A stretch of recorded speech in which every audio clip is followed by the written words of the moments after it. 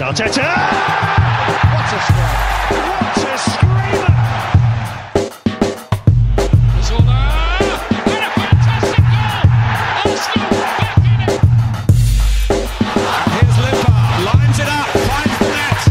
Arsenal in front. More disappointment as the team fails to take 3 points when absolutely there for the taking against terrible opposition despite all kinds of chances. But enough about Southampton. This is the Arsenal Vision post-match podcast. My name is Alex Smith. You can block me on Twitter, Yankee Gunner. And we have a podcast for you. I don't care that it's bleak. I don't care that it all looks dark and terrible. We are going to give you the best damn podcast we know how to do. And that's just what we're here for. We are all in it together. How is this still going on? I have no idea. So here's what we're going to try to do to lighten the mood. It is 1 month to Christmas. Less than a month to Hanukkah. A little more than a month to New Year's, or whatever it is you're celebrating, Kwanzaa, whatever. You know, it doesn't have to be a spiritual or faith-based thing. It could just be the fact that you're celebrating that there'll be more football. Although, why would you be celebrating that there's going to be more football? It's like the worst thing that could happen to you. So here's what we're going to do. We're going to give away our Arsenal shirt. We're going to give away a year's subscription to The Athletic. We're going to give away a year's subscription to our Patreon. We're going to do all that. And by the way, patrons, you are eligible to win that too. So, like, yes, if you are already a patron, we love you. Of course, we love all of you, but you are all eligible to win all of that. And we're going to give you one more thing that I don't think you want to miss. A Christmas song sung by one of the 4 gentlemen currently on the pod. And here's all you have to do to determine who wins the right to sing you that Christmas song. A Christmas karaoke song by me, Clive, Paul, or Tim. Is if you are going to sign up for The Athletic, and let's face it, transfer window's coming around, Ornstein's any day now going to drop the Orn bomb about Emery being sacked, and you'll want to be able to read that in The Athletic. If you want to read The Athletic at all, and if you don't, by the way, no big deal. But if you do, you can go to theathletic.com/Yankee Gunner. You could go to theathletic.com/Clive PAFC. You can go to theathletic.com/Stilberto. Or you can go to theathletic.com/Paul AFC, because they literally wouldn't do Poznan in my pants. So for that, it's Paul AFC. And whoever has the most signups associated with their promo code will be singing you a Christmas karaoke song related to Arsenal this holiday season. So that's it. 1 month. If you've ever thought about signing up for The Athletic and you'd like to do it through us, we'll give you half a month free. So you get this whole next month for free. You'll get 50% off, so it's $250 a month. But most importantly, you can be part of the decision-making to determine who is going to sing the Christmas song. And so we're going to try to liven it up. Free shirt, free Patreon, free Athletic, chance for one of us to sing to you. We're going to do everything we can to liven this because the football is shit. And it looks like it might be staying shit for a little while longer. And Paul is here to talk about it. You can find him on Twitter, not at Paul AFC, but at Poznan in my pants. Hello, Poz. Woohoo. They literally wouldn't do it, Paul. They would not use Poznan in my pants. What can I say? Tim's here. You can find him on Twitter. Yeah, you can find him on Twitter. Hello, Tim. Hello there. And Clive's here. You can find him on Twitter at Clive PAFC. Hello, Clive. Hello, hello. Tim, I want to start with you just quickly. Look, I think the opposite of love is not hate. It is apathy. And the worst thing for a football club is not anger. It is ennui. At the stadium, how empty was it? How empty is it going to be? How much apathy is set in? Is the Unai Emery reign, has it already sort of removed the home support of its will to live and see and support Arsenal this season? Yeah, I think so. There were quite a lot of empty seats on Saturday, even though it was a Saturday afternoon, 3:00, which in the UK means it is not televised. It was lucky for the people who are watching TV. Yeah, it was a pretty flat atmosphere, and in a weird way, one of the most damning things was that block 6 and block 7, which is behind the North Bank goal, so the goal we usually attack in the second half, where a lot of our kind of most boisterous supporters stand, and stewards, they don't make people sit there because they understand that that's the noisy part of the stadium. Actually, that area was quite noisy, and the reason I say that's quite a bad sign is just because usually with home games like this, even that area isn't noisy because everyone just expects to win. Mm-hmm. And so there's almost like an atmosphere of complacency, but amongst the actual hardcore support, and this happened away at Leicester as well. I don't know. It was almost like a pitiful, we love you, Arsenal, we do. Kind of like at the 8-2 at Old Trafford, yeah. Yes. Yeah. Exactly. It was a kind of, oh my God, they actually really need us at this moment.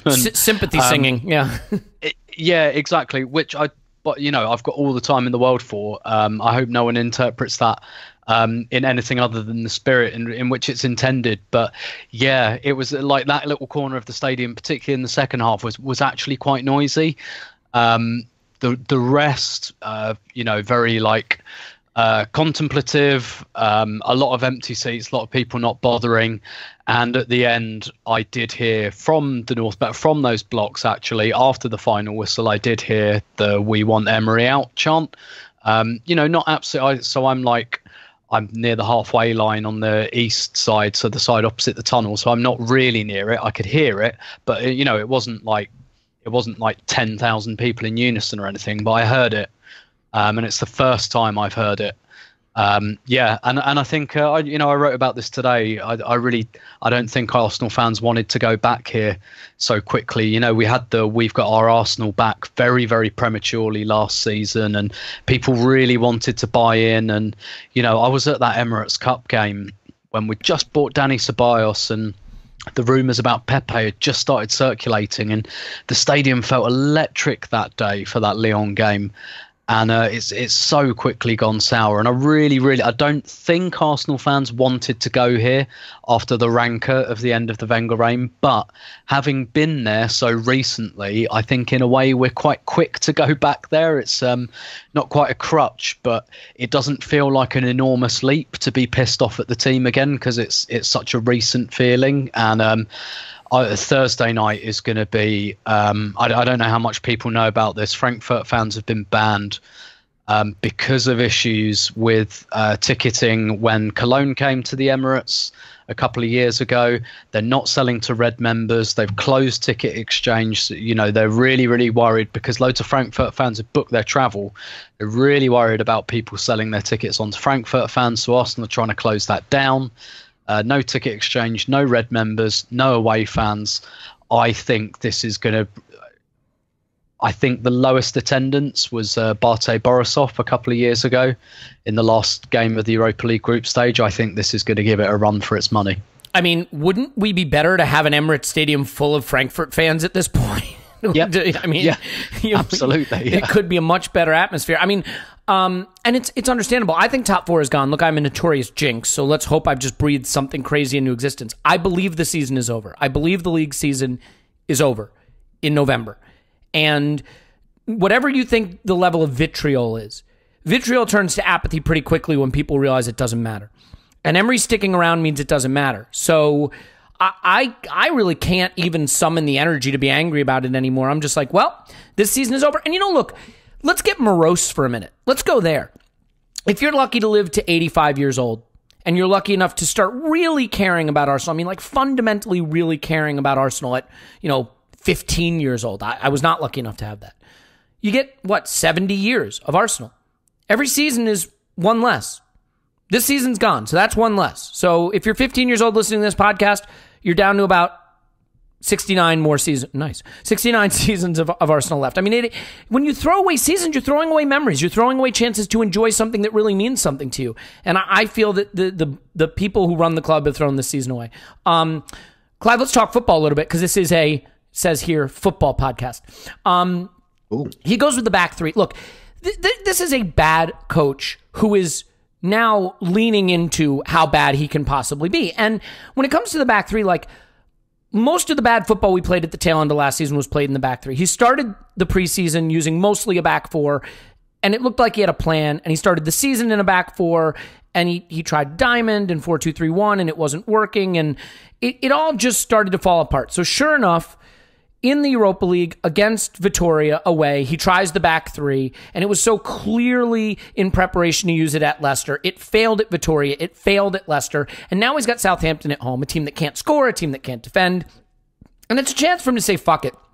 I'll play all the strikers. I'll play all the attackers. I'll play Ozo. I'll play Oba. I'll play Laka. I'll play Pepe. You know what? I'll just jam Pepe into these lineups against these weaker teams and hope it gets him going. He's 72 million pounds. There's no time like the present. If I can't get him a goal home to Southampton with everybody who can attack on the pitch, I'm never getting him one. But he goes to the back three. And I think it's telling, Clive, that this Mesut Ozil character, who didn't deserve a place, who wasn't in his plans, who he tried to freeze out, is now getting a place at at the expense of the £72 million record signing, who is clearly the future of the club. So there's just no joined up thinking about what he's doing. I cannot defend the decision to go with a back three, and I'm curious if you found both the formation and the failure to include Pepe, and I don't care that he was back late from the international break. Give me a break, he can play. How much more of a sign was this for you that this is a guy who is criminally afraid of the opposition? Yeah, he is. He's overly afraid, shall we say. I think he gives the opposition too much credit, and it's something that I'm doing with my own sort of non-league team at the moment. Sometimes we can give too much information, and when you give somebody too much information, what they tend to do is forget themselves and forget what they're good at. So I said in the last podcast, we need somebody who's a bit more optimistic, who's going to remind people what they're good at.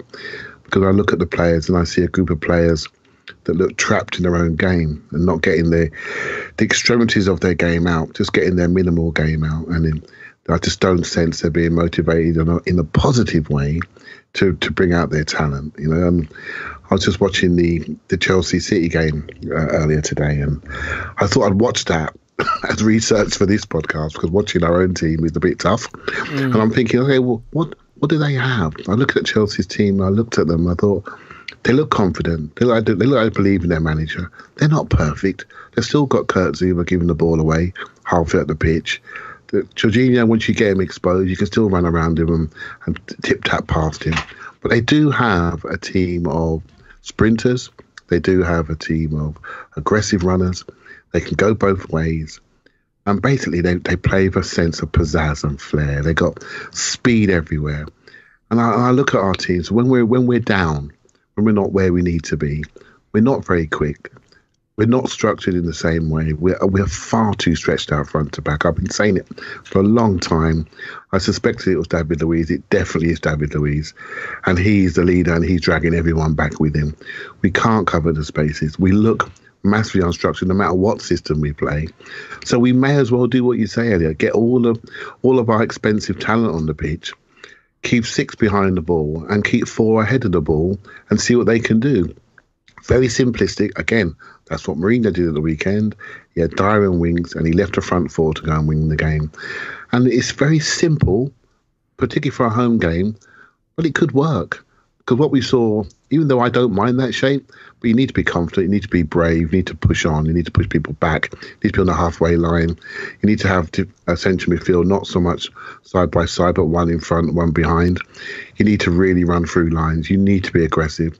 So the system means nothing. It's your body language, it's what you do with it, how aggressive, how confident you feel to move out of your spot, move out of your holes and really drive people backwards. Then the system works. So it isn't about a system, it's about the whole malaise around these players and how slow they suddenly look. I don't know if you caught, just in your highlight packages or full game that you watched, how many times we were jogging back looking half the speed of Southampton. That isn't normal. I don't want to highlight the players. That's just players who are either overworked, overtired, or just pissed off. And that's what it looked like to me. They look... oh, God, this is crap. Do you know what I mean? Look behind me. Yeah. Look behind me, and my centre-backs are backing off into the penalty area. They're nowhere to be seen. The centre-backs look ahead. Guendouzi's on the touchline. He isn't where he should be.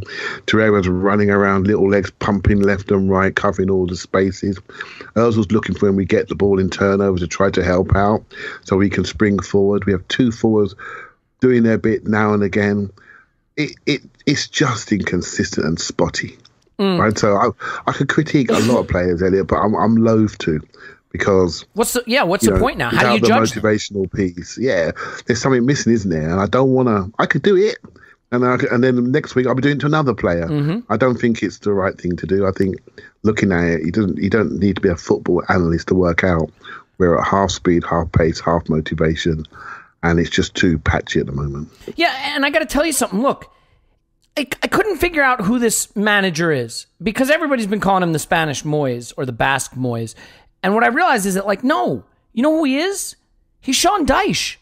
He is Sean Dyche. He's exactly Sean Dyche. Sean Dyche concedes lots of shots, but they're low-quality shots. They get blocked. They're from outside the box. He sits deep. He concedes shots, and he plays on the counter. And you know what it does? It keeps Burnley up. And oh, by the way, great point from James McNicholas, Gunner Blog on the Arscast. One of the seasons in Spain, Emery's team conceded the most shots in the league. I think it was with Sevilla, right? Well, guess what? We're conceding among the most shots in the league this season. We have a negative shot differential. And let's look at Burnley FC. Sean Dyche's Burnley FC, 18 points. You know who else has 18 points? Arsenal. They have 20 goals scored. We have 18. They have 18 goals conceded. We have 19. We're Burnley. We're Burnley. We have Sean Dyche as our manager, and we're Burnley. And that's where we live. So, Elliot, they've got a plan to get it to their front men. They go back to front, hit Ashley Barnes and Chris Wood. That's why they have more goals. And pick up the bits, right, and go from there. That's what they do. Yeah, and look, I mean, I'm sort of joking, but I'm sort of not. We had 3 shots at halftime, and Paul, this is something I want to get into.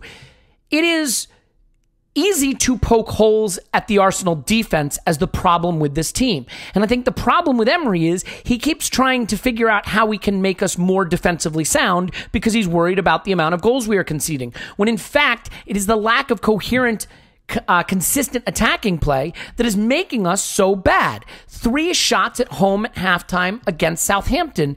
And it's the lack of ability to put the opposition under pressure. And, look, I mean, Paul, if you're Southampton and the other team isn't getting shots and isn't really coming at you, suddenly you think, we can go have a go at these guys. We can go get them. We can go get ours and try to put them under pressure. And you see that fear in our defense and you see that lack of fear in their attackers. So I'm curious to get your take for all of the bad defending and the goals we concede. Don't you think that the problem with Arsenal stems from the fact that we don't put the opposition under pressure? We don't create the attacking moves we need to. Yeah.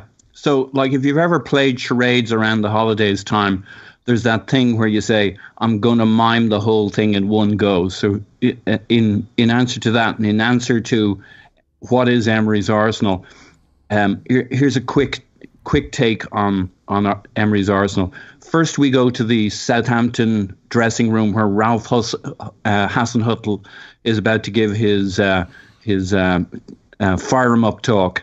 Lads, it's Arsenal. Yeah, exactly. Now we go to the Arsenal dressing room where Emery is about to fire up his team. Lads, it's Southampton. Ah! Was all the ways they can hurt you. Yeah. I actually, who didn't listen to the Arscast today? It was, I mean, it's always really good. It's a really good prep for this pod. It saves me a lot of work. Oh, God, yes. Yes. And to be fair, they gave a shout out to the Discord, to our Patreon Discord. So if they keep doing that, we can just cancel our podcast. Yeah. But, I mean, they just did an excellent job, I got to say. And when you look at how Emery is approaching his games, he's gone from protagonist to antagonist. I think he did have a game or two at trying to be a protagonist, but this is a club that needs to be protagonists. I fully get the fact that all those shots against us are mostly low XG, so when you average it out, our XG against isn't as terrible as our shots against. But it just means you're ceding the game to the other team. And I fully get that playing 5 at the back or 3 at the back isn't necessarily defensive, but it always is when Emery is doing it. And to your point, and to, Clive used the term, the body language. I don't know if you can have body language of a team, but I think it's a great term because it's how we carry ourselves, how we carry ourselves into a game. I mean, I basically gave him the first season. Maybe it's just from having, in some ways, from having Arsenal so long, I think it's kind of stultified us a little bit from being too quick and too judgmental too quickly. Well, nobody. I think it was Tim who said this. None of us wanted to be back here this fast.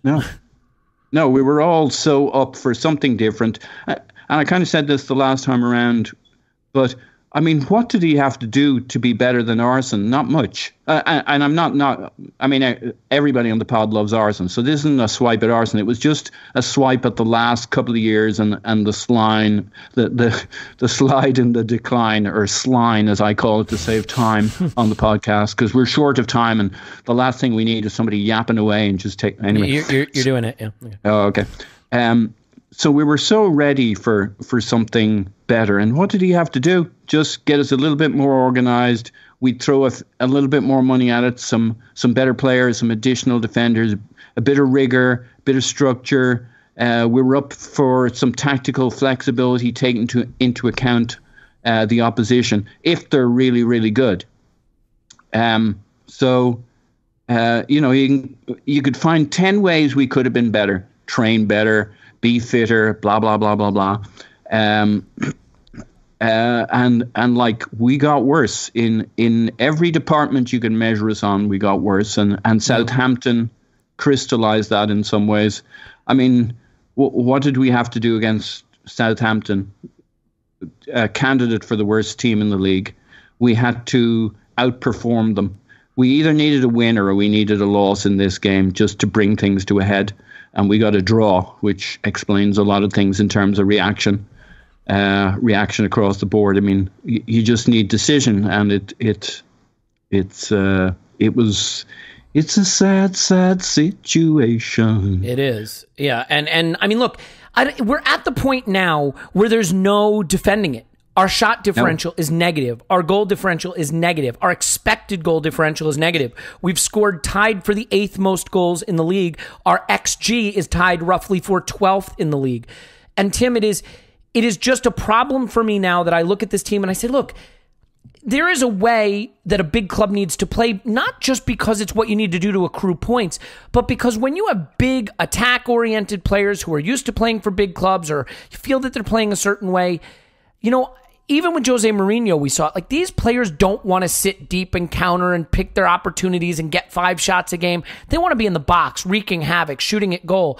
You know, and so they're not, even if this plan were somehow sensible, it is not sensible with this calibration, with this collection of players.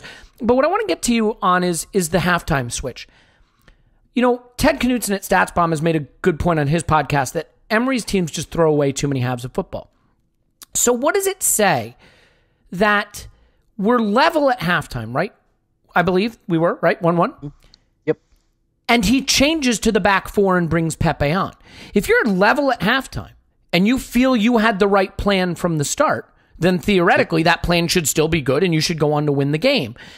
To me, it says that this is a guy who, even within a 45-minute period, can't find any conviction with the approach he wants his players to take. So as a player, how can you have any confidence in the plan? And how worrying is it, Tim, that you see this pattern, starting with one approach and abandoning it quickly, regardless of the game state? Yeah, and I think we're seeing it a lot, and I think that's why. And again, I'm reading into this and speculating. I think that's why the players have just kind of lost the thread and have kind of mentally checked out. I mean, you have someone like Pepe on the bench. Your plan is probably to bring him on ASAP, whether that's half time or the 60th minute or whatever.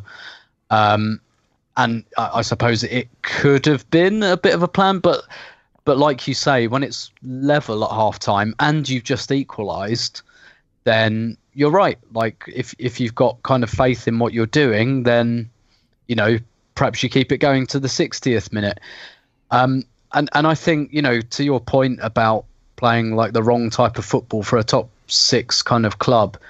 And again, I think James made this point on the Arscast. So maybe like Emery would be better at like Chelsea or someone like that. This pod has gotten better since it became a subsidiary of the Arscast. Yeah. You know, a set of fans and probably a set of players who are more used to that reactive style. Yeah. But I mean, it's a spectacular misjudgment with this collection of players. Like, because the thing I keep looking at is I just think, look at where your talent is. Do you know what I mean? Like, I have this theory about a lot of managers, right? And the reason a lot of them just end up finding their level and are never able to break beyond their level is because they kind of find something that works by accident. Because they don't really like. I'm thinking of managers like Pulis, Allardyce, you know, Moyes, even guys who flit around, like who get bad teams to become average teams. Dyche, Dyche, yeah. He's another one like that. But the thing is, I think a lot of them kind of stumble on something because what they do is they then get promoted into better jobs and they just keep doing the same thing they were doing with the crap, like relegation bound set of players, and they don't adjust and they don't adapt. And that's when, because like, look, very few managers start at the very top. They all have to climb. They all have to like go up the ladder to some extent, some more than others.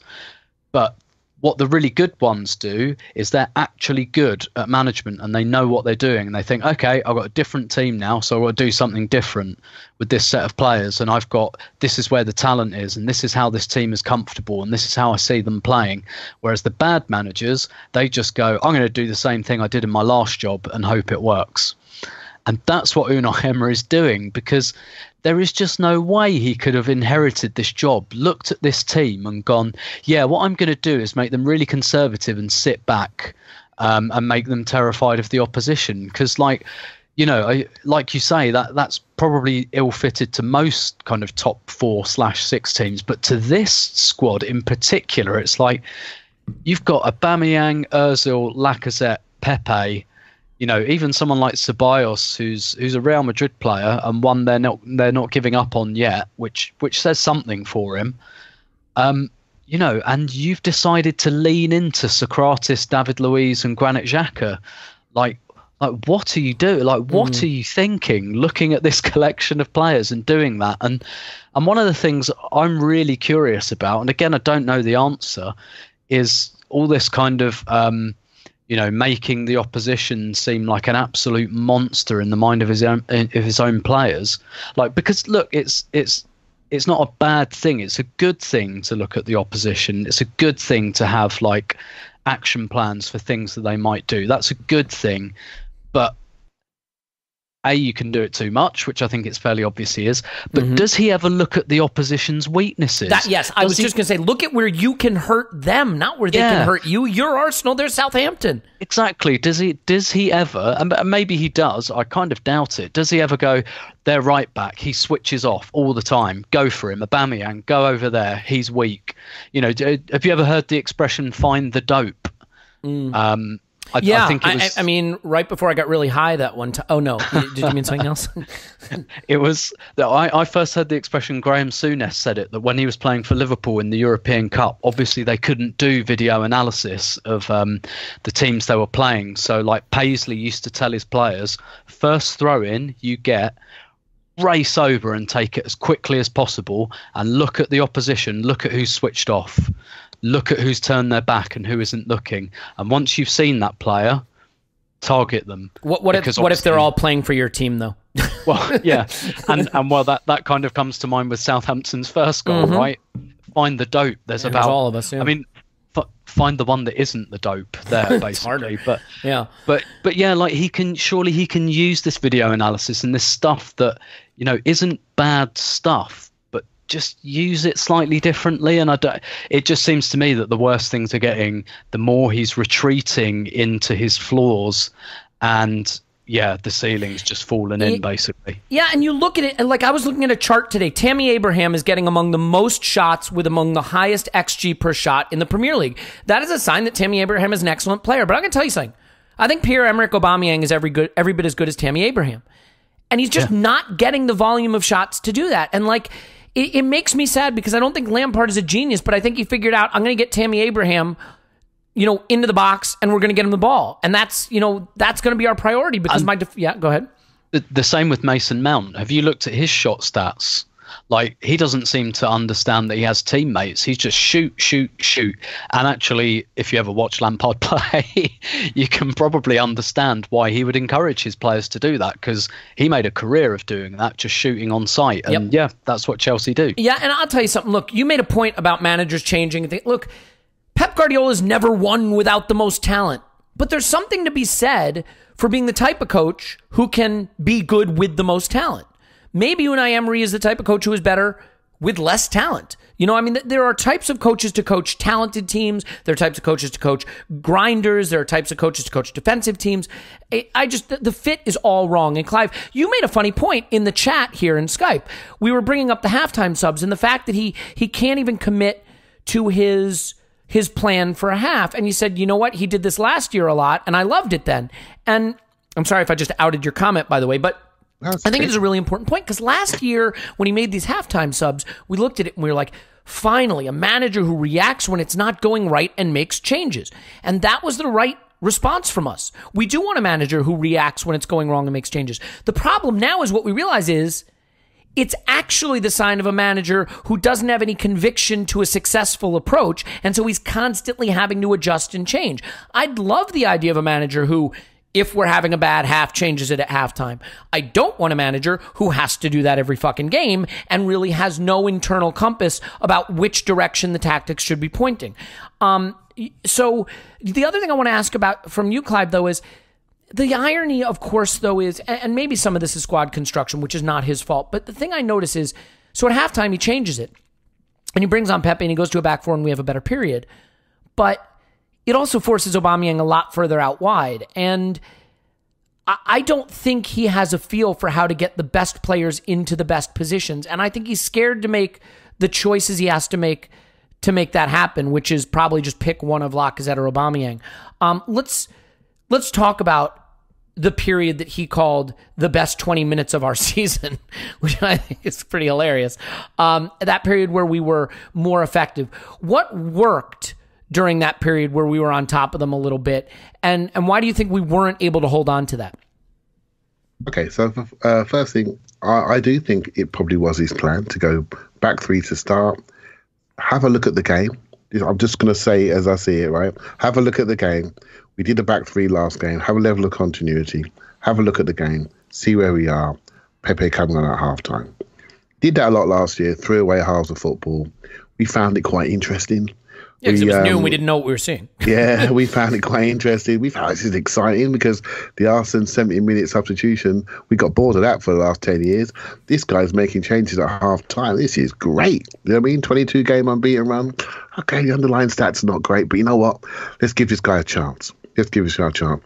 And then people started to question, was this a plan or was this a lack of confidence in his own plan, initial plan? So at the moment, people are strong the other way because there's no credit in the bank. We understand that. Maybe I'm somebody that doesn't mind a back three, particularly away from home. But at home against Southampton, maybe you should have got a 4-2-3-1, how we sort of went after half time. And what that does is it sends a message. It sends a message to the opposition that we're coming for you. And guess what? They step away. You know, I was watching Man United versus Sheffield United the weekend. Man United were flying 3-2 up. They take off Martial. Why do that? As soon as you do that, you send a message to your opposition that you're going to step back. And they did step back and conceded a goal. What we did is send a message that we're coming for you, and then we went for them and was unfortunate not to, get ahead in that period. That was probably the key point in the match. If we'd have got ahead in that period, I think we'd have gone away and won it. Now, for me, what we have now, we have a front four. We have a front four almost in a diamond shape. Now, the fact that Aubameyang's out on the left there, that's a recruitment issue. That isn't Emery's issue. He had those two players. Lacazette, you could easily think, say his contribution was a man of the match type contribution. And so Aubameyang's fallen off the charts a little bit. They tend to play quite well together. We know that's not a perfect fit. We know that's not the best use of £100 million buying two centre forwards in the same position. You're forcing yourself to play a front two. If you play a front two, I'll tell you what, let's spend £72 million on somebody else who really needs to be part of a front three. So you're forced into a system which is unbalanced or forces you to make choices. And, it's and he wants to split the baby. Do one for one half and do the other for the other. It's very difficult. He doesn't quite commit to one or the other, right? So he doesn't quite commit. And it's a difficult it's a difficult one for him. Let's be honest. If we was in the same situation, which is the best route to go? At home, the use of structure of Lacazette and spin around him and overload. There are options, and at times he chooses the wrong one, right? So, for me, just a little bit more, an extra forward in the forward areas, extra breakaway speed, extra targets for Ozil, extra targets to connect into wide areas. We looked a bit more normal. With a little bit of, I always look at the speed and movement. I always look at the body language. I always look at how a player does off the first touch. Does he go forward? Does he burst out of his hole? I look for those things. It tells you where they are confidence-wise. And we saw that for a period, and we looked a bit more like us. But again, we are so brittle confidence-wise. We are so brittle defensively. We are so brittle in midfield. And I'm gonna say something. I'm gonna whisper it really quietly, but I think we're missing the structure of our captain. Our ex-captain, shall we say? I think we shall say, because he is our ex-captain. Our ex-captain. We're missing that type in there. I still feel we lack a bit of structure in centre midfield. I'm not saying that's the absolute perfect option, but I'm not too sure these two young lads running around in there have got the strength of personality game after game to hold Arsenal's midfield. In fact, I'm pretty sure they can't, right? So we need something else in there. And I think that's affecting the structure at the back. But going forward, Tim alluded to, let's just give the four a go. Let's just give them a go and make sure they get as much of the ball as possible and have all the water carriers behind them trying to shut the back door. Let's just lean into that for a while. The only thing I'll say about the Xhaka comment, I see where you're coming from, because if I project in my head what I think Xhaka could do or could add, I'd say, yeah, maybe we're missing that. But then I think about the Xhaka we've had this season and the way he's played. He hasn't given it to us either. And to be fair to Guendouzi, this is a game that passed a lot of players by, especially in the first half, but he was our leading passer. He was our leading percentage passer from the midfield. And most of those passes went to players like Ozil, like to the mid, Torreira, Tierney. He wasn't passing back to the center back. Are we doing a rewatch of this game, mate, this week? Oh my God, why do you hate me? If we are, I will show you. All right, let's do it. We'll do a rewatch and let's pick on the guy we most need to succeed at Arsenal for the next decade. Hey, if he deserves I it. add a comment on Torreira. We mustn't do this. We mustn't just go to past stats and say someone had a good game. No, I agree. I could absolutely destroy that in literally 5 minutes of highlights. And by the way, I'm not saying he had a good game. I'm saying there were still things he did in the game that were decent. And I think in general, especially in the first half, the midfield didn't work. But I would contend that since Ramsey left, we haven't had a midfield in the back three that looked even remotely functional. Paul, why don't you come in with your Torreira comment? Yeah, so I don't want to argue with Clive because I'd lose, so I'll argue with you on behalf of Clive. Where you will quite clearly win, I guess, is the inference there. Lose less badly. I love you. The thing about Xhaka providing structure, I think it's unfair on the two lads, as we refer to them, because although Emery's plopped in Guendouzi and Torreira and said, have at it, he hasn't really. He's kind of then gone and muddied the water so that the guy who should give structure, Torreira, is asked to do all sorts of things, or they're in there as a balanced pair, which they shouldn't really be. Torreira should be the guy who becomes the anchor, Xhaka's role. And yes, I know he isn't performing at the level, but we could all come up with 10 reasons why not that are outside of him. So I don't think you can judge this pairing of Guendouzi and Torreira and say, oh, well, that's the way it has to be. If you made Torreira the anchor, he knows where to be at all points in a game. That's the one thing he does know what to do. But he's given this mixed hybrid role from game to game where he's an 8/10. He's a pair, but he's kind of equal with Guendouzi. But Emery likes to play a player who'll drop deep and pass from deep like Xhaka does. So actually Guendouzi has a lot of those Xhaka responsibilities. And I think this is just another instance of the manager confusing people by chopping, changing, and not giving clear responsibilities. I don't know it for a fact, but I'd like to think Torreira can be that player we once thought we saw, that provides that structure and frees Guendouzi a little bit to do all that other stuff Xhaka does, but not passing from deep necessarily. Yeah, you know what it makes me think about, Paul? That there's a difference between like trailing indicators and leading indicators. Like leading indicators are harbingers of what will happen, and trailing indicators are signs of how you measure what has happened before. And I think that tactics and coaching become a trailing that results are a trailing indicator. What I mean is, a coach gets in and he works with a team and he implements a system and he preaches a philosophy and he coaches up those players, and he gets a bit of a bump, and the opposition doesn't know what to expect, etc., etc. Yeah, and then it settles in and you see it working or not working. And like with Klopp, Liverpool didn't turn around right away, But once it really started to set in and work and he got his players, it took off. The reason I raise this is Unai Emery has changed his philosophy so many fucking times. I mean, it's like the wind blowing. He changes it by half. He changes it by thirds of a game. He changes it every week. He changes it every game. I mean, you look at the start of the season. What was the start of the season? Back four, playing out from the back. Tim, doesn't that feel like an era ago, an eons ago when we were, remember, like we had to play out from the back and everybody was like, oh shit, this isn't working, right? You remember, like, we were playing out from Leno, like playing short out from the back, and then we played long. And when we went from the 4-2-3-1, then we played the diamond.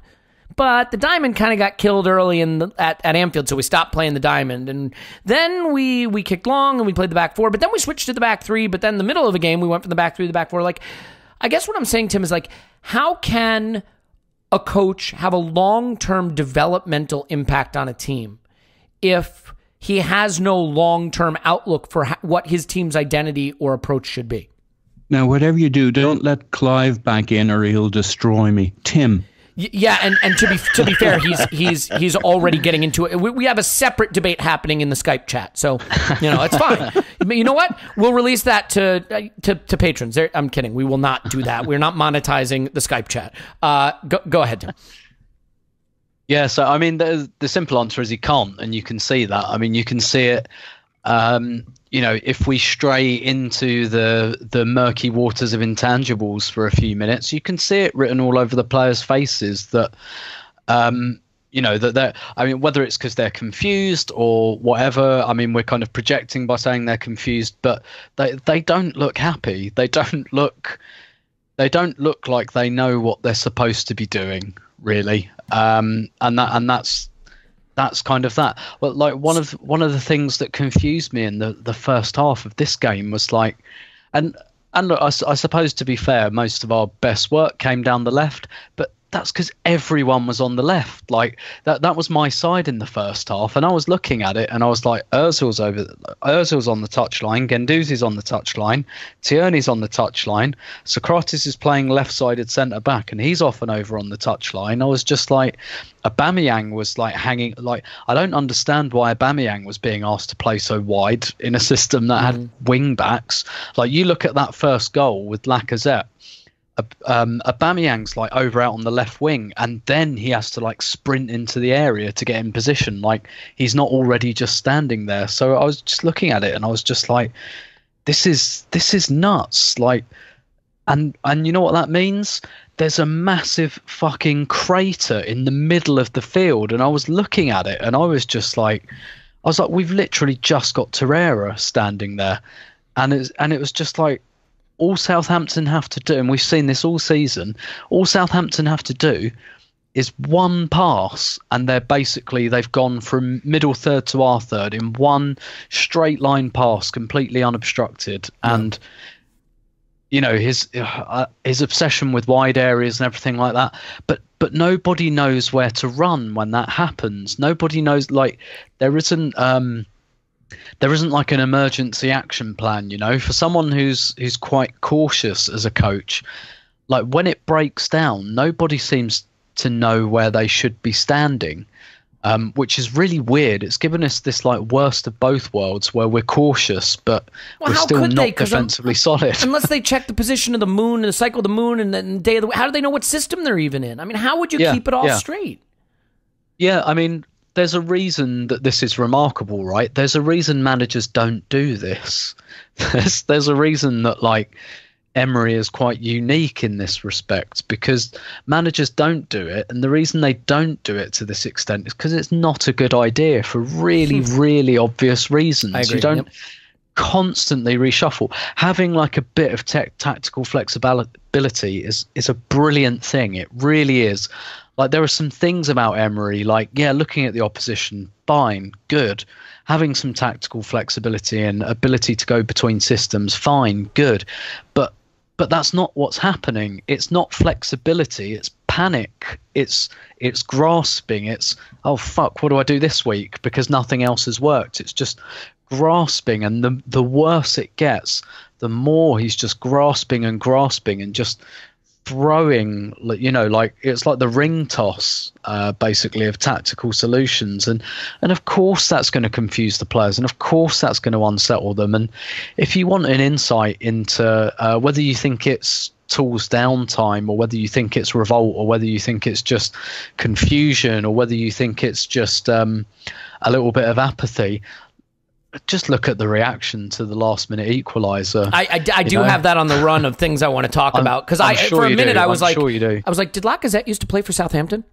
You know what I mean? Because it looked like that not celebrating against your former club thing. Honestly, I thought, like, we turned to each other, and I'll admit, here's where it was really weird, right? It wasn't contrived. I didn't get up either, and no one around me did, and that wasn't like, we didn't, I don't know, like, send a kind of a quick mental telegram to everyone, like, let's do like a contrived act of protest. It was just, that's how everyone felt, and it was so subdued that my mates that I sit with were like, has this gone to VAR or something? Mm-hmm. Yeah. It looked like that watching it on TV, Tim.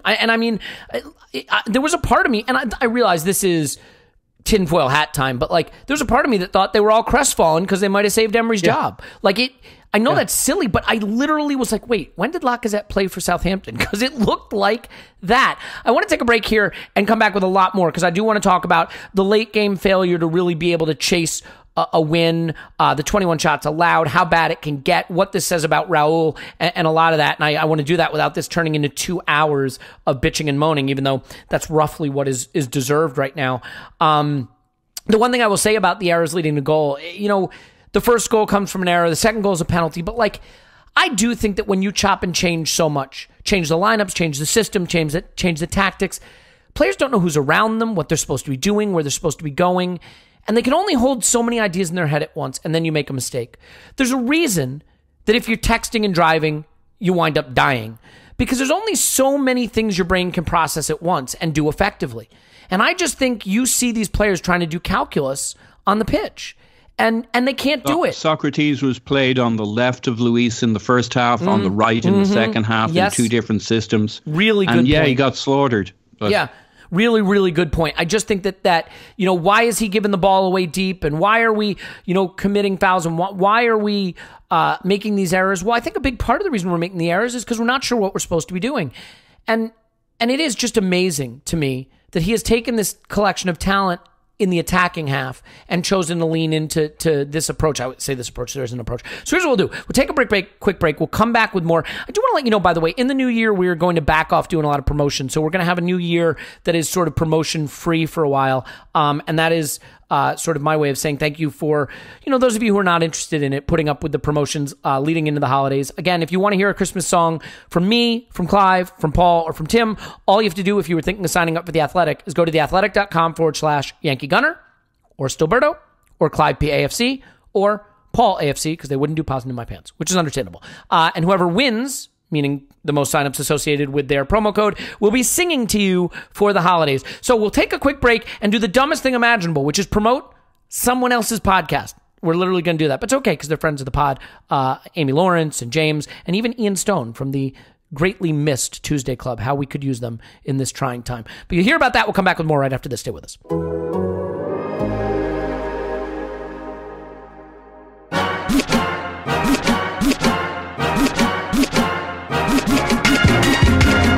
Hi, I'm Ian Stone and I'll be hosting Handbrake Off, your go-to podcast for everything Arsenal Football Club at The Athletic.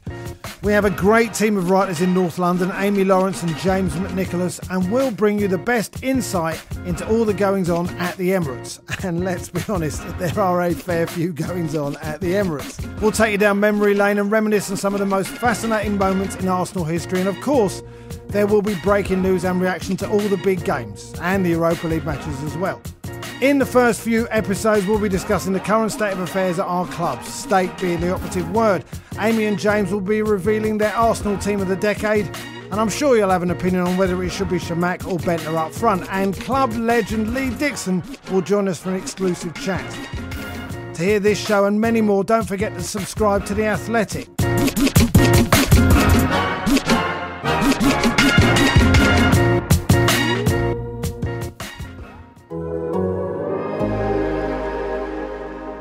All right, we're back, and hopefully you'll tune in for that and see what you think. But as we wind our way towards completion of this podcast, I think we do have to get to some of the stuff that went on late in the match. And Clive, before we start to get into the meta commentary and the issues with Raul and when this is all going to end and how it can possibly continue and how bad it could get, I do want to discuss the way games finish this season. I think it is really incredible that when we have needed goals late, so I think about the Villa game, when we just went hell for leather and really put them under pressure and played some of our best football of the season in the league down a man. Other than that, there have been a lot of games, unfortunately, this season where we've needed goals and we've looked our most impotent late in games. And I wonder if that's a reflection of the fact that the one thing Emery really struggles to do is send his players out to attack, and that they're just not drilled in doing that, and so they don't do it effectively. I am not smart enough to understand why that is, but I'm curious to get your take on the lateness with which he reacted substitution-wise to their penalty goal that put them ahead, and our inability to create sustained pressure at home chasing a game. Yeah, I mean, I risk of repeating myself. Right? When you're trying to put pressure on a team, what you're trying to do is create second efforts, right? So to do that, by that I mean you push, you press, you cross, you pass, you try to penetrate, and then the first thing you do then is you try to steal the ball again quickly, and then either go straight again on transition, or you recycle, go around the horseshoe, go again. So to create second efforts, you've got to have a level of pressure. You've got to have something called offensive distances, Elliot. Yeah. So there's a lot of things offensive about our football, but okay. Offensive distance, you've got to keep an eye on those, right? So when you have the ball, you're thinking about if it turns over, you go straight back in, bang. Something that Torreira's really good at. He steals it on that transition. When they think they have it, they're just getting out. Bang, in he goes, smashes somebody, takes it, pop, pop, pop, we're in again. That's what you're trying to create, those sort of transitions. But to do that, what do you need to have? You need to have your distance between your defensive areas and your strikers to be really short, to create a crowd scene in the middle of the pitch. Something we used to do a lot of when we had a super fast centre-back in Koscielny who would push up and it would always be the one on the half, shoulders on the half turn, looking to get the ball over the top and win races. We don't have that. We have two scared old men at the back that drop off quicker than anything. They're literally defending from the car park, right? I think I said a tweet, I said they're defending from the tube station. Literally they are. And they're so far away from the action. And that drives gaps in the middle of midfield, which means you can't get second efforts. You can't create waves. In fact, what actually happens, you become vulnerable to the very thing you should be creating, which is a transition. Because Southampton's entry pass into their forwards was so easy because the spaces were so big because of what Tim alluded to earlier on. I mean, I know we scored that first goal, but if you look at it, it's an absolute shambles of positioning where we actually are. I mean, it's terrible, and we do that a lot. It's something I've seen so much from people like Ceballos and Guendouzi, that where they start out wide and roll into the centre once they've received it. I've actually done some research and coaching to see if this is a new trend I've actually missed. I've been trying to find it. I've been looking at manuals. I can't see this. I can't see this anywhere. I can't see that high risk where everyone's on the outside and they try to refill into the middle, because once you lose it, we're so open. And Mate, I'm not sure if you've seen Emery's Twitter header, but like clearly he's diagramming football on the next level, man. Look at that chalkboard on his Twitter header. I mean, how are you going to understand that? Come on. For the sake of the pod, I thought, you know what, maybe there's something out there that I'm not aware of. Let me go and find it. I need to find it. There must be a trick to this. I can't find it. I can't see it. I don't understand how you leave a centre of your pitch so vulnerable. And because of those distances, we can't maintain something. So we almost become the plucky team that's trying to get the ball off the other team, that's finding it very easy to pass into their forwards, turn around and go wide and go through us. We're not great at running. We're definitely not great at running on big distances. So how can we maintain a level of pressure? Our pressure is maintained by individual bits of skill to get out of pressure moments, to then get a wave going. And we normally fall down on one wave and then we're running backwards again. Hence the feeling that most of us, when we see a basketball game, that's the feeling that you get, because we can't compress the space. And it's, well, I shouldn't say we can't. We don't compress the space. And some of that's down to, well, a lot of it's down to the coaching messages.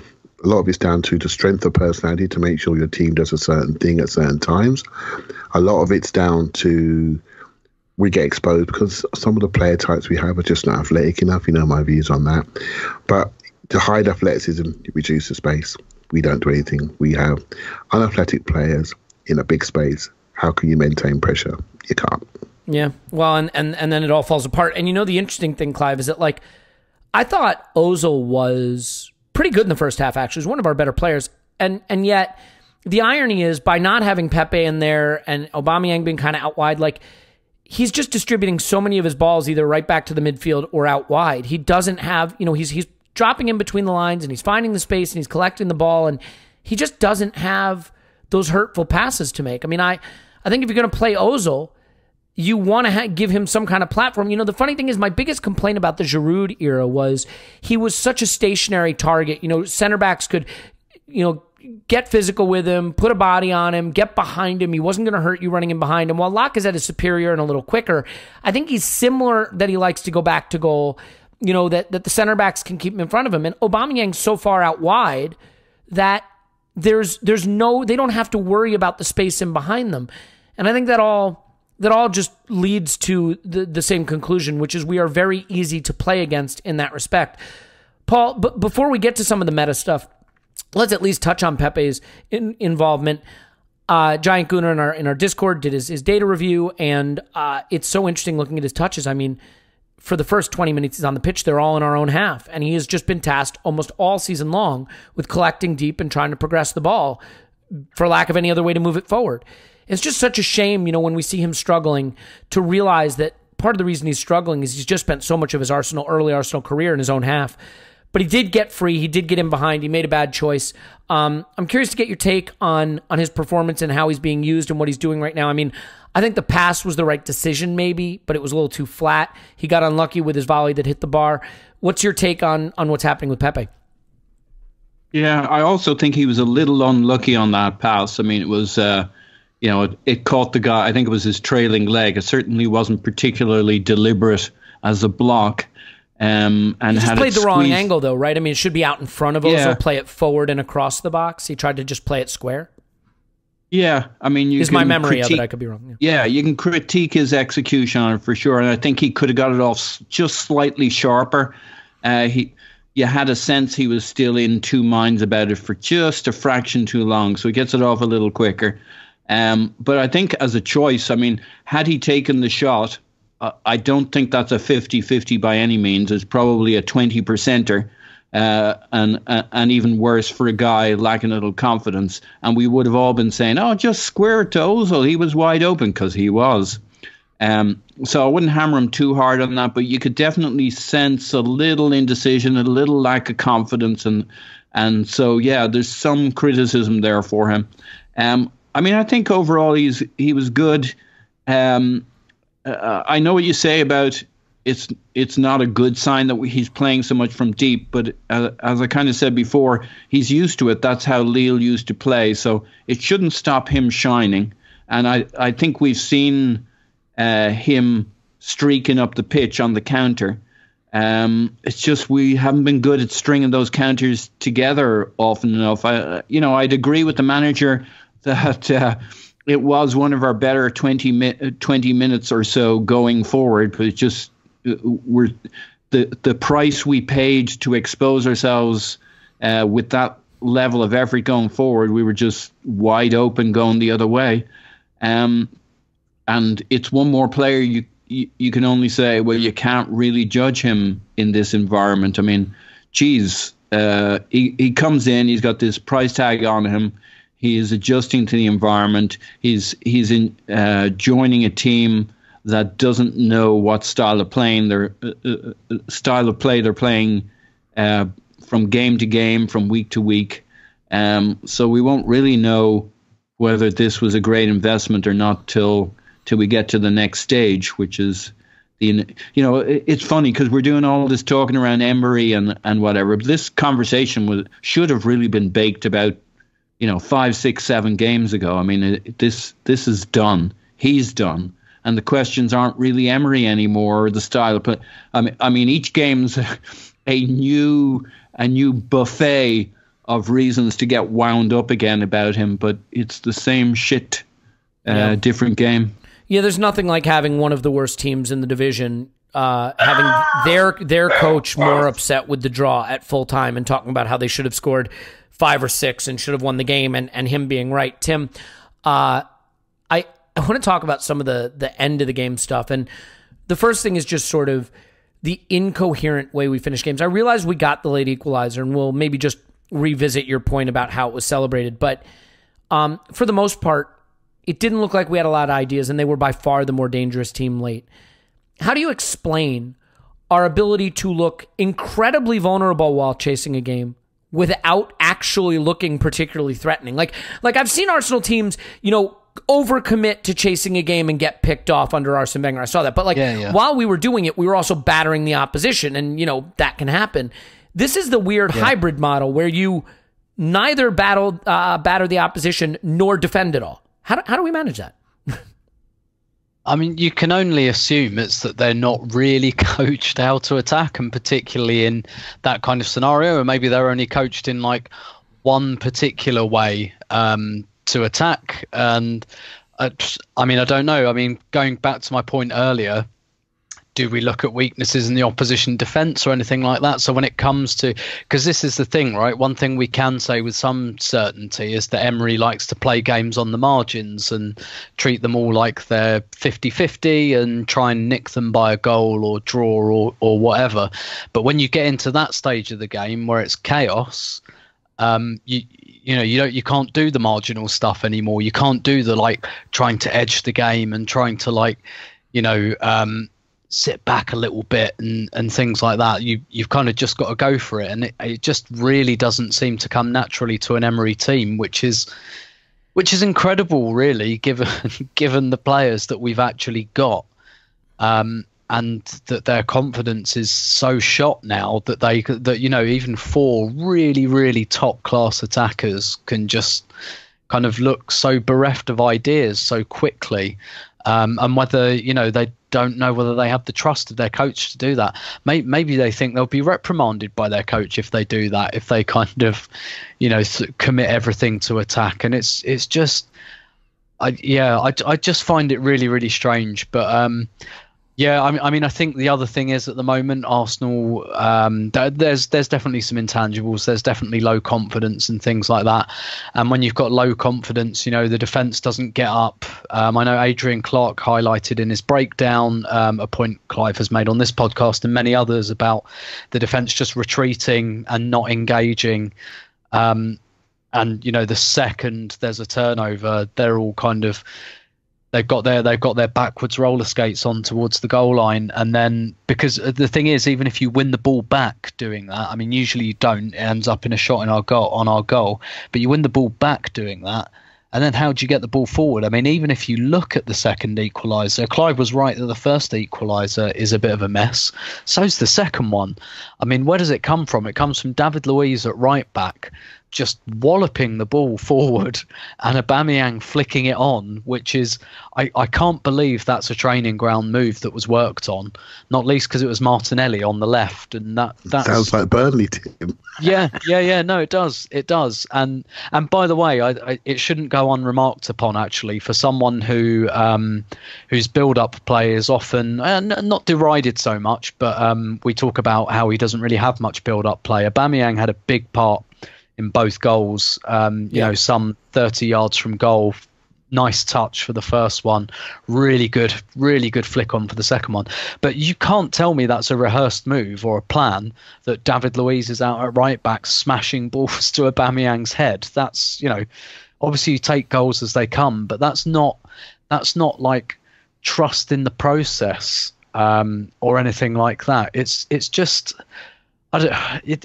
it's really, really strange. It just seems to me that they don't really have the license. And again, I'm possibly going to make this kind of apples and oranges comparison again with the women's team, just because I happened to speak to the manager after every game, and they won 1-0 yesterday in a game that really everyone was expecting them to win 3 or 4-0. And but the thing was, defensively they weren't threatened. And I spoke to Joe, the manager, about it afterwards, and he was like, "Yeah, but the way we defend, when we defend a one," he said, like, "I don't want us to defend a 1-0. I want us to control it, and that means my centre backs up on the halfway line, and the second it looks like they're coming forward, they're up, they're engaging, and they're getting the ball back, and basically they're not allowing themselves to come under pressure." And that phrase really jumped out at me when he said, "We didn't defend 1-0, we controlled 1-0, and that's because we're aggressive." And it's just kind of the opposite to what I see with this team, and I can only deduce that they don't have quote unquote aggressive instructions from Unai Emery, that all of his instructions are to some degree or other passive, and you come into stages of a game sometimes. Even he was derided for saying it, but like yesterday, Ole Gunnar Solskjaer was talking about Manchester United, and look, don't get me wrong, he's not a good coach, so he's going to reach for things like this. But he said, sometimes games come down to feeling. Sometimes it's not tactical. Sometimes it's, look, we've just got to go for this. And, the Manchester United team Solskjaer played for were the masters at that. It wasn't clever or tactical. and like you said, with Arsene Wenger, often putting Kanu on the left wing and Sylvain Wiltord on the right wing with Bergkamp and Henry up front. That's not clever. That's just about let's just throw everything at it. And it just seems to me that that's called YOLO. yeah, exactly. And it just seems to me that Arsenal don't have the license, or I guess I'd use the word the permission, to do that with this manager. Listen, I am not a professional football coach, and I am not as smart as Unai Emery. As much as I can't stand the guy, I will acknowledge he is smarter than me at football by whatever infinity is in football smartness. But there are some things that seem obvious to me, and I wish I had these stats at my fingertips. I don't. But there was some interesting data done that basically showed for every 10 yards more that the opposition progressed the ball towards your goal, the percentage of them scoring goes up exponentially. You follow what I'm saying? So as they progress the ball towards your goal, the chances of them scoring goes up exponentially. Makes sense. They have a very, very, very low chance of scoring from their defensive third, a pretty low chance of scoring from the middle third, a better chance of scoring from the attacking third, and a really good chance of scoring from inside the penalty area. So it should be no surprise that we are the 16th worst team in the league when it comes to deep completions allowed. And that comes from Giant Gooner's season review of our play in the Discord stats channel, okay? 16th in deep completions allowed. What that means is teams are progressing it deep into our final third with regularity and completing passes into areas where we become vulnerable regularly. And that tallies with the shot totals, but it is a product of what you described, Tim, which is the fact that we don't push the opposition back. We don't push our center backs forward. We don't press. We don't put them under pressure when they have the ball. You talked about one pass to have the ball from their defensive third into the attacking third. That's the problem. This team has to get up and into the face of the opposition, more advanced on the pitch, and cut out the routes into our defensive third where we become vulnerable and where we're going to concede. And the way you do that is you commit to attack with players who are hungry to win the ball and go score goals. And the irony is, who do you think the top three teams are in fewest deep completions allowed? Liverpool, City, United. Three of the best defenses in the league. So it tallies. And the funny thing about that stats review, as Paul's pointing out in our Skype chat, that is still not monetized, sadly. The season review, when you look at all the numbers, defensive numbers that he went through, we went through a litany of those, attacking numbers, you know where we look? We look to be about the 9th or 10th best team in the league. And that's exactly where we sit. And so, Clive, by the way, just one quick note, a quick side funny thing. Do you guys remember, we're in stoppage time. We're chasing the game. We need the points. Socrates gets a throw in, takes an eternity over it, and then has a foul throw and gives do you remember that? And I was like, yeah, but I wouldn't give it up for the facial expressions. I got to tell you something. I genuinely thought he was like, none of us want this win. We want this fucker gone. Like, it felt that way. The way Lacazette failed to celebrate, Socrates taking an eternity over. It wasn't like a throw in the attacking third where he's trying to find a player and not give the ball away. He takes an eternity over it in our half and then just a clear foul throw to give it back to them. Like, it's hilarious, and it almost looked intentional. Clive, I think the place we have to go with this now is a few things. We have to talk about Raul, and we have to talk about how bad it could get. So before we talk about how bad it could get, Emery comes out with these comments, best 20 minutes of the season, and, he's just clearly in over his head. He's clearly drowning. The players don't want him there. The fans want him out. Apathy is overtaking vitriol and rancor. And Raul is sitting on his hands. And I have to admit, I felt, look, a lot of DMs and WhatsApp started popping up late after the game that he was gone, that he wouldn't be in charge for Thursday, that it was happening. There was a lot of briefings coming out in the press that kind of looked leaning that way. I actually ran to Discord to be like, I think he's gone, because I needed to share it with someone, right? I told my cats and dog, and they didn't seem to care. And it's inexplicably not happening. I think this raises serious questions about Raul. And the only possible exculpatory information would be if it's that the Cronkies refuse to pay the guy off and they're just going to stick with him to the end of the season. What's your take on how we now move forward from blaming Emery, who clearly is, in over his head and not going to turn it around, to really looking at pointing the finger squarely at Raul, Edu, Vinay, or even possibly Stan and Josh? Well, Emery's run out of gas, right? He's run out of credibility. And no one's got belief in him. So, there isn't a debate any longer. It's over, because the people that he needs to convince that he can continue, none of them believe in him. So it's over, right? So what happens now? Now it's about, how do we exit from this situation? How do we exit? I think we can debate. We all have this feeling that something needs to be happening tomorrow morning, and something could happen tomorrow morning. But the pace by which the executives seem to work and have done over many, many years at Arsenal is a different pace to what we want to work at. And this is the thing. We are now, I wrote it down on Twitter, we're now like everybody else. We are now, every other team has a manager every 2-3 years. But we were the other ones. We were the ones that, for 20 plus years, didn't have changed their manager. We never had to pay anybody off. We never had to find new funds for a new manager. Everyone else had to do it. And we just laughed and we just cruised along in our snobbish ways of just making sure that we were above and beyond all this murky manager merry-go-round. Well, actually, we're just like everybody else. We now need to turn over a manager every 2 to 3 years. But actually, are we set up to do so? In our DNA, is this something that we really want to do? And we actually don't know, because we haven't done it before, right? We don't know how aggressive we are. We don't know how ruthless we are. We know there's probably a little bit of a break clause at the end of the second year that makes it cheaper to get rid of him.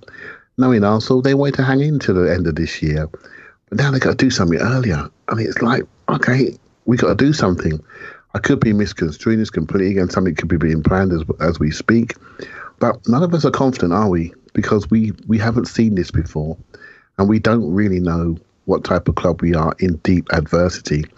Because apart from the last guy, it took us for some people, they should have gone at 2014. Eventually goes in 2018.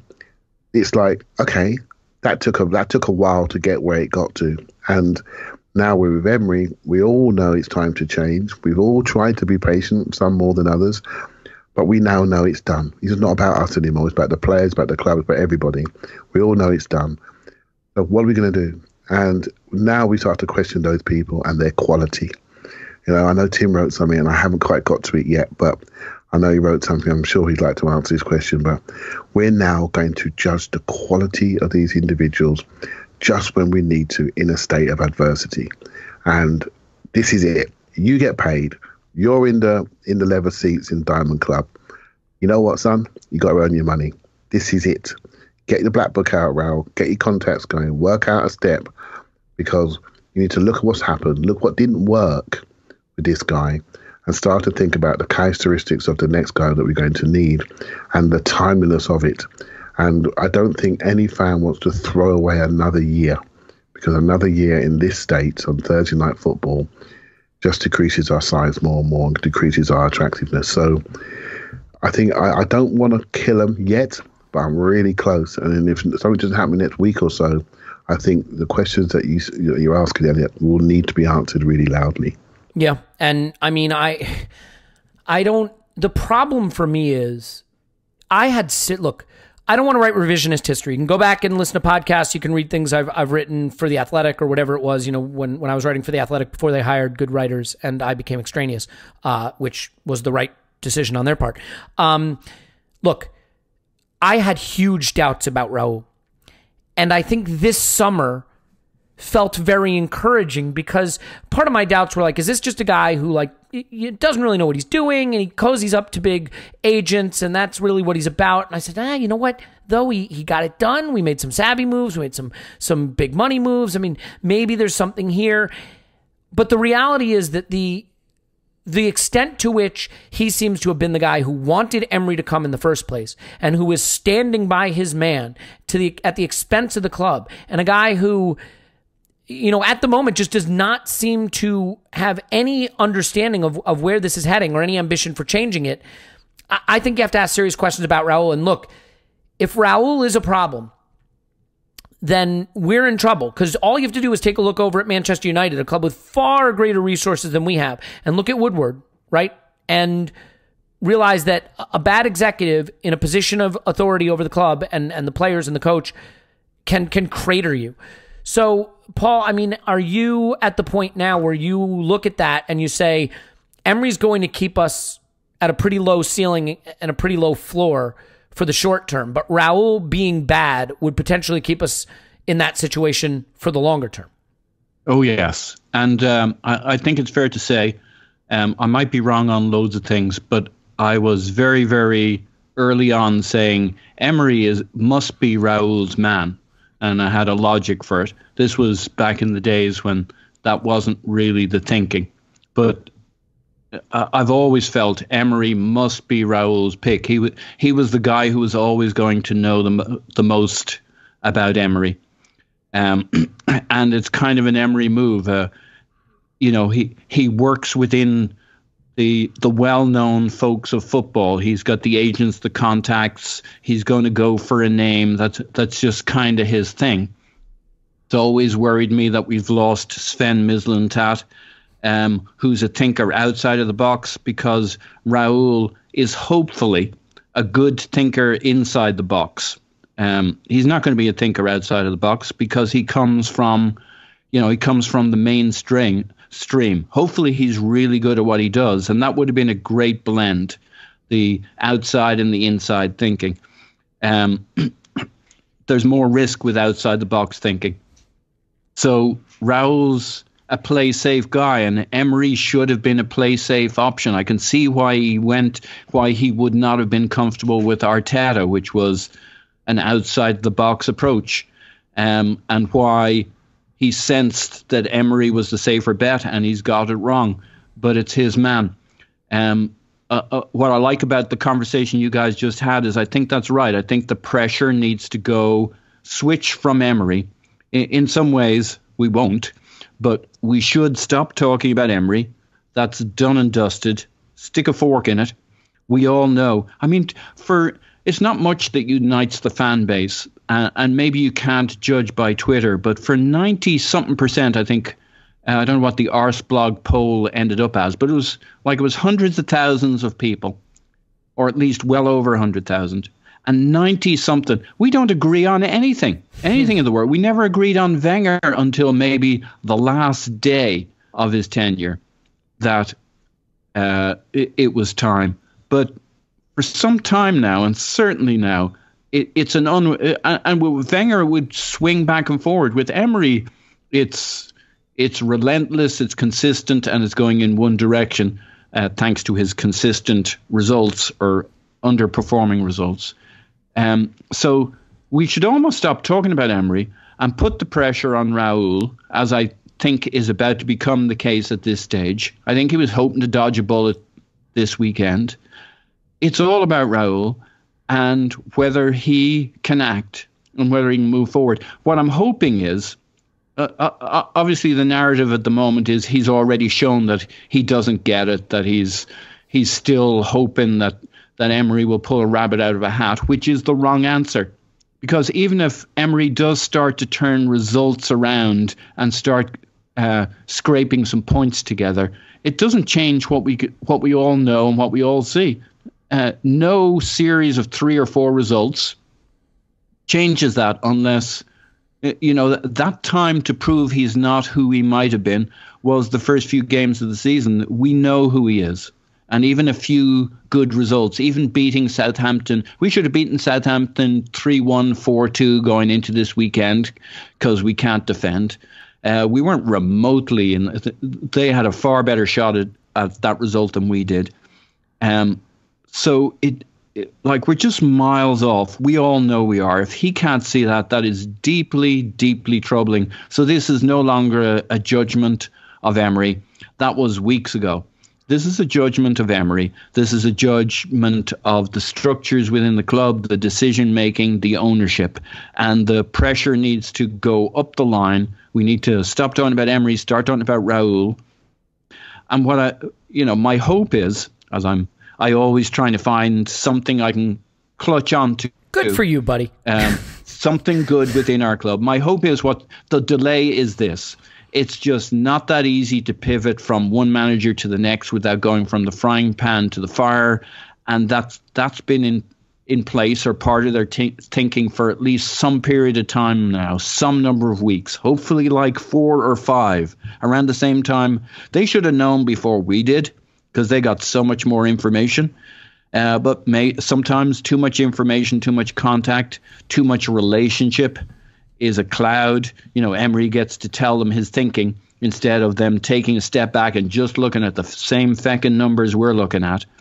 But hopefully, at least for some reasonable period of time, he's known and he's been thinking through the process. And the problem is who he wants to pivot to. Let's pick a name. Let's say he wants, I don't know, Allegri, or it's not going to be Nagelsmann, but a Nagelsmann. Maybe it's a Tuchel. Maybe Tuchel is not going to be a PS. Yeah, or you see, well, the Poch is a whole other. Yeah, forget. Don't go down that rabbit hole. That's fine. Yeah. And I think he's a great coach, but I don't know he's a perfect fit. But we won't get into that. Maybe it's whoever it is. Yeah, whoever it is.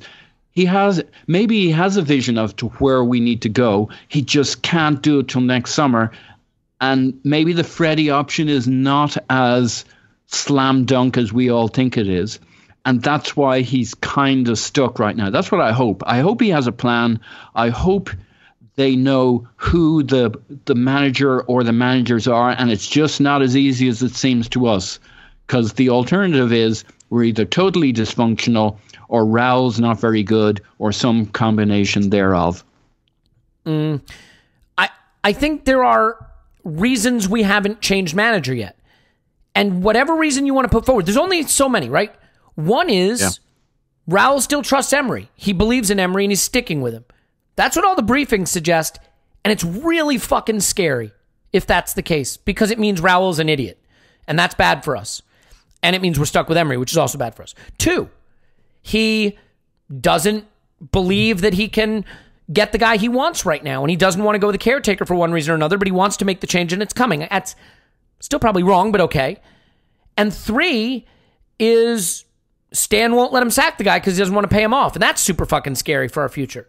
So there's not a lot of good reasons. And the false economy, anyway you look at it. Yeah, of course, because what it costs you in keeping him is more than right. Yes. Paul's got to go, and I have one more question for Tim. So, Paul, we'll let you go. Paul's on Twitter. Pause my pants. Thanks, Paul. Woohoo! Okay.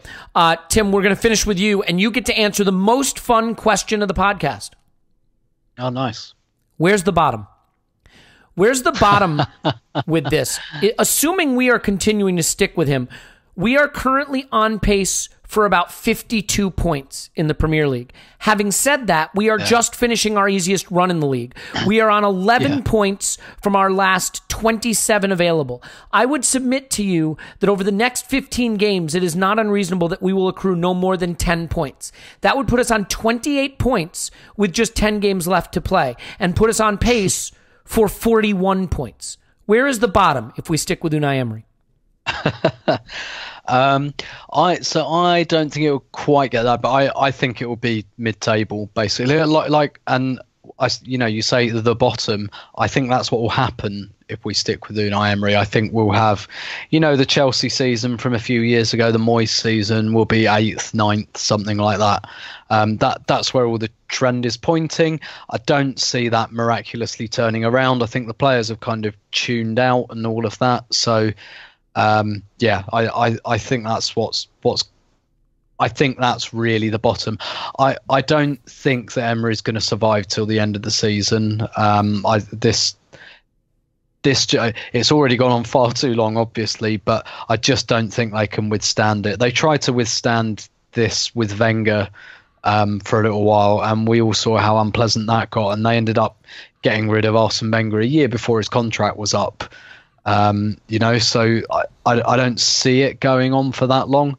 I guess what I'm alarmed about is this whole new structure was meant to make the coach, to some extent, maybe expendable. Wasn't it? Yeah, no, expendable. It was meant to make the coach expendable. It was meant to not really matter that much, so that we could just go, okay, this one hasn't worked, let's go for the next one. But we seem to have fallen with completely different people in a completely different situation.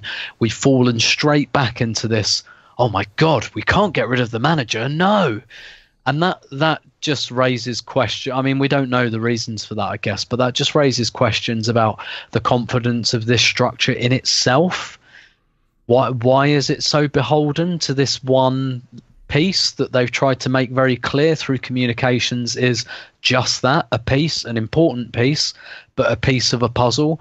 Why all of a sudden do they think he is absolutely just indispensable and they cannot get rid of him even at this point? Like, where has that fear come from?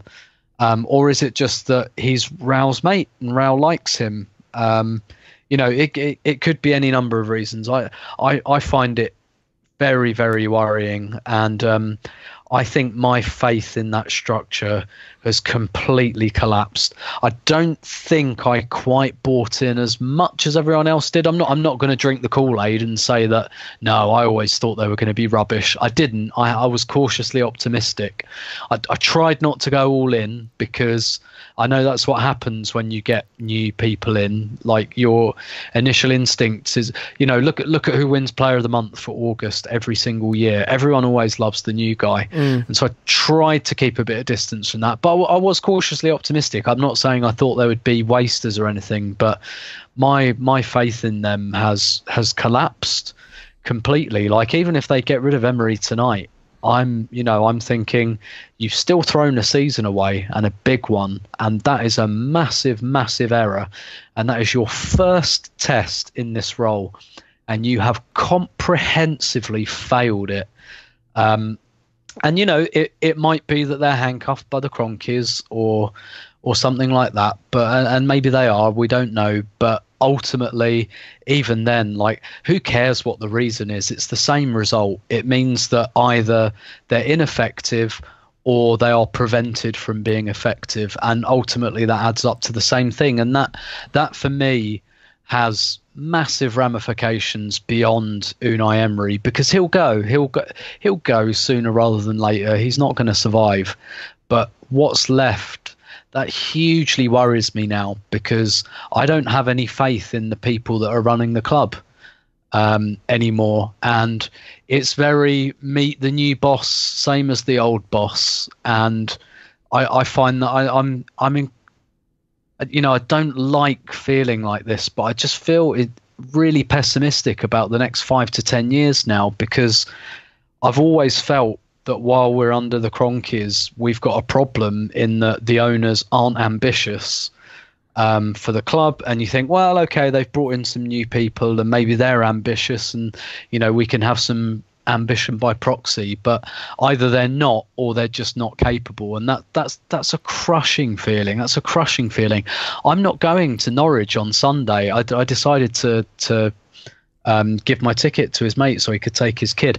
I've never made those decisions before in my life. I've never done that, but I just feel so crushed by this, because I just think, well, even when Emery goes, like, what's next? And it's just, why Arsenal have to talk about how ambitious they are all the time? Because everyone can see it's not true, and that's why they have to keep saying it. And it's kind of crushing that they've brought in all these new people and precisely nothing has changed. I'm going to give you an analogy to a business that I'm in, and why what you just said should be the scariest thing for the Cronkies, for Raul, and for everyone associated with Arsenal. I'm in a dying industry. And the industry that I work in will not be here in 15, 20 years. It will be gone. The issue is that there are customers that churn out. There are people that leave. That's always true in business. For as long as there's been football, there's been fans that don't renew. There's been people that don't come back. There are people that lose interest. That happens. But there are so many new people flooding in to football that they not only replace, but they exceed what's called churn. So as players churn or fans churn out, new ones come in. But what happens in a dying industry like mine is as those customers churn out, you lose the pipeline of people coming in. And so the business gets smaller. And the club is going to get smaller because this isn't the Invincibles. Thierry Henry is not walking through that door. There's no gold Premier League trophy coming to us. We're not playing champagne football. So people like Tim, when the spell is broken for you, that's a big thing. And I'm not saying you're churning out of Arsenal anytime soon. You're literally recording an Arsenal podcast as we speak. But like the fans that don't renew, the people that go, where's the pipeline for the new ones?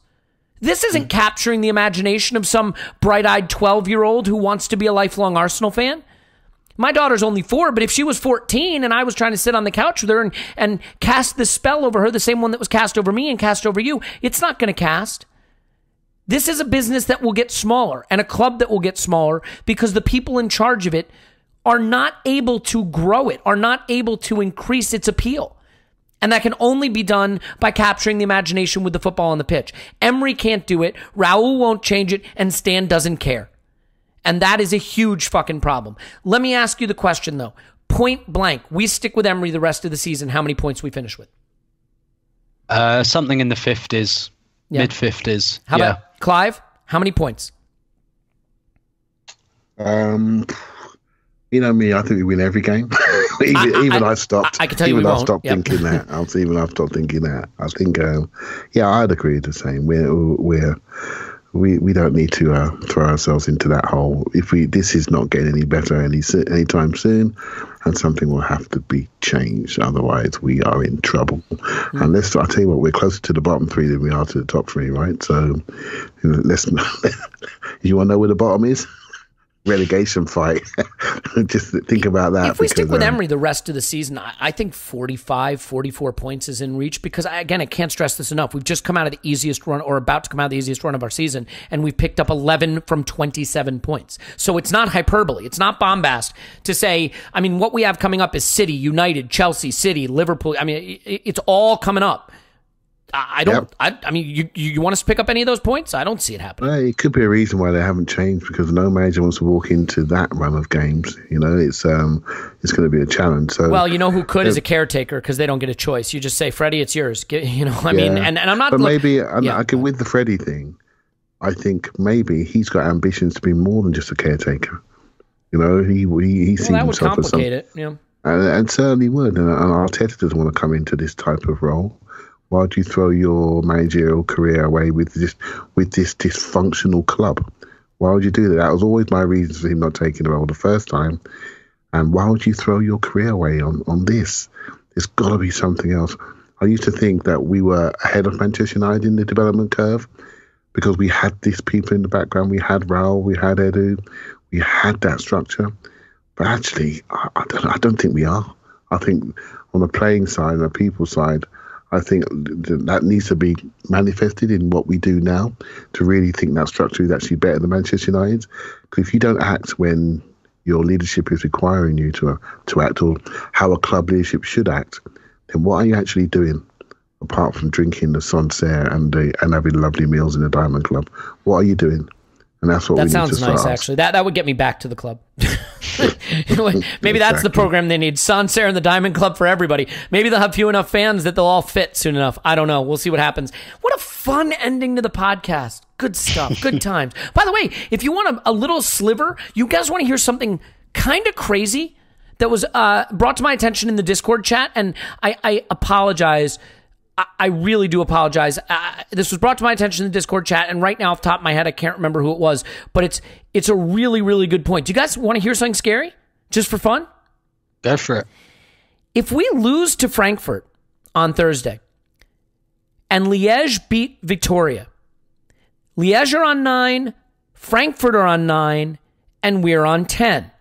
We would then go to Liège, needing to not lose, to qualify for the knockout round of the Europa League. I mean, would you say that that's a guarantee? That we won't lose to Frankfurt and won't lose at Liège? I'm just making the point that even that, I mean, where's the bottom? It may be out of the Europa League, out of the Premier League by November, or I guess technically it'd be December. So that's a win. Anyway, good stuff. All light and happy and wonderful. And I hope you've enjoyed this as much as I have. Tim's on Twitter at Stoberto. Thanks, Tim. My pleasure as always. Clive's on Twitter at ClivePAFC. Thanks, Clive.